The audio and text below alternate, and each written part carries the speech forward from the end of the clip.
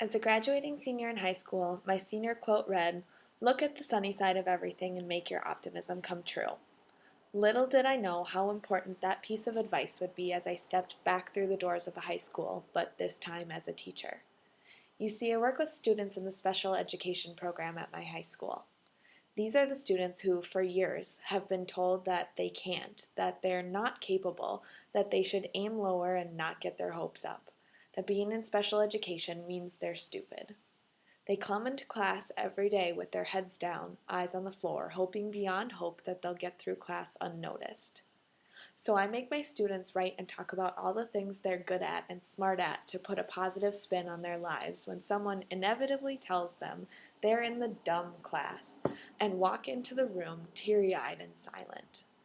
And talking about being good at building houses and football and landscaping and hunting and taking care of their families and all of the skills and smarts it takes to do those things helps to put back some of the sparkle in their eyes. And when they stumble on every other word while they're reading and tell me, "I can't do it," I say, "Yet." This always gets me confused looks and wondering eyes, so I put a positive spin on their struggle and tell them, "You can't do it yet, but you will, because this is hard work and you're a hard worker and I know you can do it."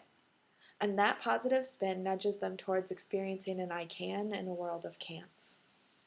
What I've learned is that each of these kids needs someone who looks at them through rose-colored glasses, who knows about their bright spots on their darkest days, who is so eternally optimistic about them and their futures that they can only see the sun. Because having someone who sees and reminds them of all their good parts gives them the confidence to try once more and hope for success.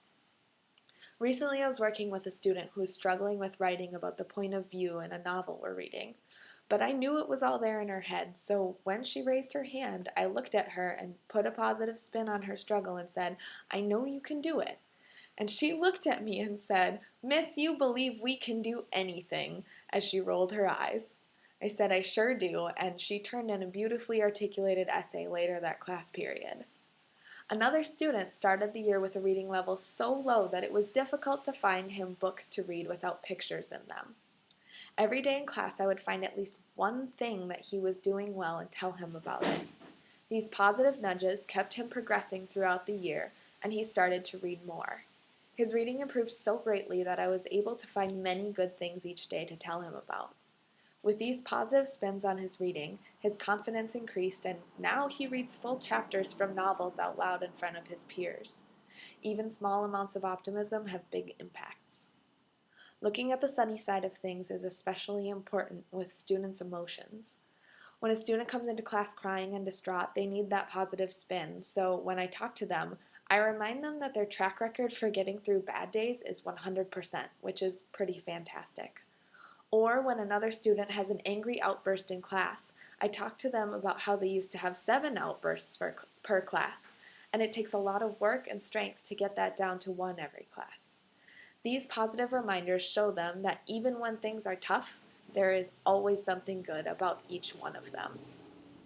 And of course, there are rough days in the classroom where it's hard to find anything positive. When all of my students answer questions in various forms of "I don't know" or just general grunts. When all they want to do is talk about anything but class, or repeat that they hate everything every 3 minutes all period long. Those are the difficult times to stay positive, but those are the most important times to show optimism, because being optimistic in times of adversity is a task that is familiar to many students simply because they come to school every day and face adversity in many forms there. And the thing is, I actually have to be optimistic and not just act like it, because students can smell sincerity, and vibes speak volumes louder than any words can speak.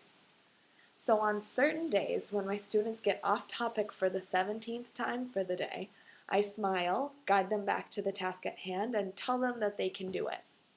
When this happened to me right after spring break, one student said, "Miss, how do you keep smiling when we're like driving you crazy?" And I told her, "I smile because I know things will get better and you will keep learning and growing. One difficult day doesn't take that away." And she smiled to herself and got right back to work. Positivity has helped me to reach places with my students that would not have been possible without it. It has helped my students grow immensely in their reading abilities. It has helped them get better grades. It has helped them get into and stay in college. The positive vibes they get every day in class translate into more positive vibes and thinking from themselves. School should be about support and success, and the best way to support kids is to look on the sunny side of things for them so they can also learn to become optimistic about themselves and their futures. So each day I work with my students to cultivate positivity so we can think only of the best, work only for the best, and expect only the best. This simple practice has made all of the difference for my students and me, and I believe it is one of the most important keys to success in the classroom. Thank you.